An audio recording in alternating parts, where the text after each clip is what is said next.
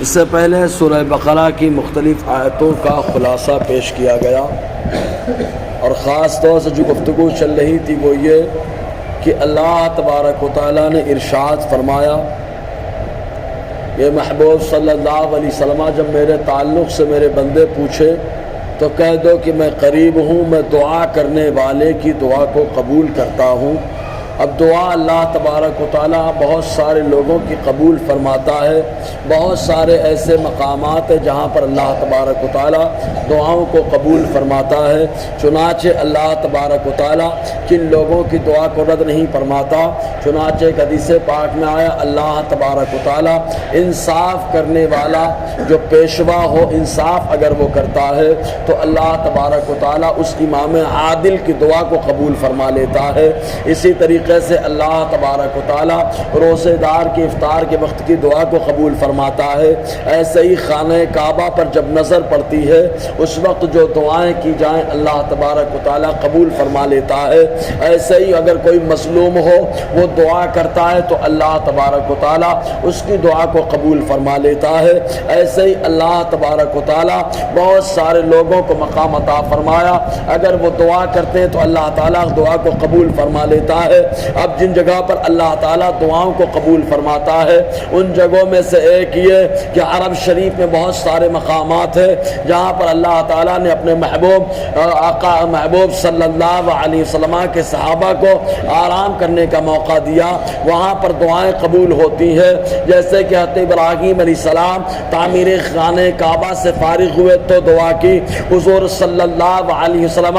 مسجد قباء اور مسجد نبوی بناتے وقت آقا علیہ السلام دعا کرتے رہے۔ ایسے ہی مسجد اقصیٰ کو جب حضرت سلیمان علیہ السلام نے تعمیر سے فراغت کی حاصل کی تو اس وقت بھی آپ نے دعائیں کی۔ تو یہ وہ جگہ ہیں جن پر اللہ تبارک و تعالیٰ دعاؤں کو قبول فرماتا ہے۔ ایسے اور بہت سارے مقامات ہیں جہاں پر اللہ تبارک و تعالیٰ دعا کرنے والے کی دعا کو قبول فرماتا ہے، لیکن دعا کرنے کے کچھ انداز ہی بتائے گئے۔ چنانچہ ترمذی شریف کی حدیث پاک حضرت عمر رضی اللہ تعالیٰ عنہ سے روایت ہے، وہ ارشاد فرماتے ہیں کہ جس دعا کے شروع میں اور آخر میں درود نہ پڑھا جائے وہ دعا بیچ میں معلق رہتی ہے، تو دعا کے شروع میں اور دعا کے اختتام میں درود کا ہونا ضروری ہے۔ تو مزید یہ دعا کا انداز یہ ہو کہ پہلے اللہ تبارک و تعالیٰ کی حمد ہو، پھر مصطفیٰ جان رحمت صلی اللہ علیہ وسلم پر درود ہو، پھر اس کے بعد اپنے گناہوں کا اقرار و اعتراف ہو، اور پھر توبہ و استغفار ہو۔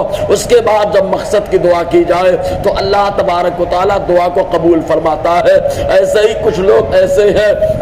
کہ الگ الگ حدیثوں میں آیا، حضور صلی اللہ علیہ وسلم نے فرمایا کچھ لوگ دعا کرتے ہیں تو اللہ تعالیٰ ان کی دعا کو قبول نہیں کرتا۔ جیسے کوئی غافل دل سے اگر دعا ہو تو اللہ تعالیٰ اس دعا کو قبول نہیں کرتا، یعنی جب دعا کریں تو دل جمعی کے ساتھ ہو، خلوص کے ساتھ ہو تو اللہ تعالیٰ قبول فرماتا ہے۔ ایسے ہی حضور نے فرمایا جس بدن میں حرام کا لقمہ لوتھا چلا جاتا ہے اللہ تبارک و تعالیٰ اس کی بھی دعا قبول نہیں فرماتا۔ تو بہرکیف تو اللہ تعالیٰ فرماتا ہے اجیب دعوت الداعی اذا دعانی، میں دعا قبول کر لیتا ہوں دعا کرنے والے کی، اذا دعانی جب وہ مجھے پکارتا ہے۔ اور دعا تو مومن کا ایسا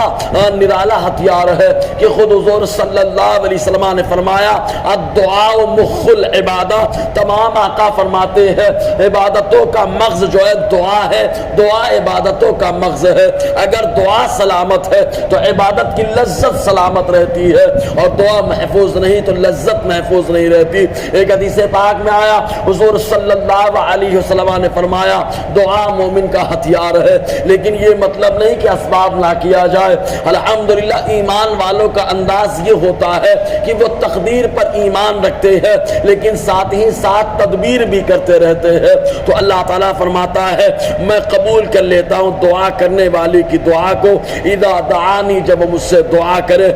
فَلْيَسْتَجِيبُوا لِي، تو اسے چاہیے کہ مجھ سے دعا مانگے، وَلْيُؤْمِنُوا بِي، اور مجھ پر ایمان رکھے۔ یعنی اللہ تعالیٰ نے بتا دیا کہ دعا کرنے کے بعد اگر آدمی کو لگے قبول نہیں ہو رہی تب بھی دعا کرتا رہے، جیسے حضرت زکریا علیہ السلام نے بھی دعا کی، عمر 100 سال کے قریب پہنچ چکی ہے، آپ کی اہلیہ محترمہ بانجھ ہے، اور بانجھ خاتون سے اولاد کی ولادت و تمنا کرنا یہ جو عجیب و غریب بات ہوتی ہے، لیکن جب حضرت مریم رضی اللہ تعالی عنہا جو محراب کے اندر جلوہ افروز ہے وہاں پر بے موسم پھل دیکھا حضرت زکریا نے، تو کہا اے مریم یہ پھل کہاں سے آ گئے؟ حضرت مریم نے کہا یہ میرے پروردگار نے بے موسم پھل عطا فرمائے۔ تو جیسے ہی حضرت زکریا وہاں سے نکلے تو اللہ تعالیٰ کی بارگاہ میں عرض کیا اے پروردگار عالم، جب تو بے موسم پھل جو ہے مریم کو دے سکتا ہے تو بلا شبہ تو اس بات پر قادر ہے مولا کہ اگرچہ میری عمر زیادہ ہو گئی ہے، میری زوجہ محترمہ بانجھ ہے، پھر بھی تو اس بات پر قادر ہے کہ میری میری نسل کو جاری اور ساری فرما سکتا ہے۔ چنانچہ اللہ تعالیٰ کی بارگاہ میں دعا کی، اللہ تعالیٰ نے دعا قبول فرمائی، اور دعا ایسی قبول فرمائی کہ حضرت جبرائیل کے ذریعے سے بشارت دی اور بتا دیا جب تمہاری عورت 19 سے ہوگی تو اس وقت جو ہے تم 2-3 دن کسی سے بات مت کرنا، اگر کرنا تو خالی اشارے سے بات کرنا۔ تو بتانا مقصد یہ کہ اللہ تبارک و تعالیٰ سے مایوسی نہ ہو۔ حضرت زکریا نے دعا کی اس عمر میں جس عمر میں لوگ اولاد سے مایوس ہو جاتے ہیں، اللہ تبارک و تعالیٰ نے اس وقت بھی اولاد نرینہ کی دولت عطا فرمائی ہے۔ انشاءاللہ اور آگے گفتگو رہے گی۔ اللہ تعالیٰ ہم سب کو فیضان قرآن برکات قرآن سے مالا مال فرمائے۔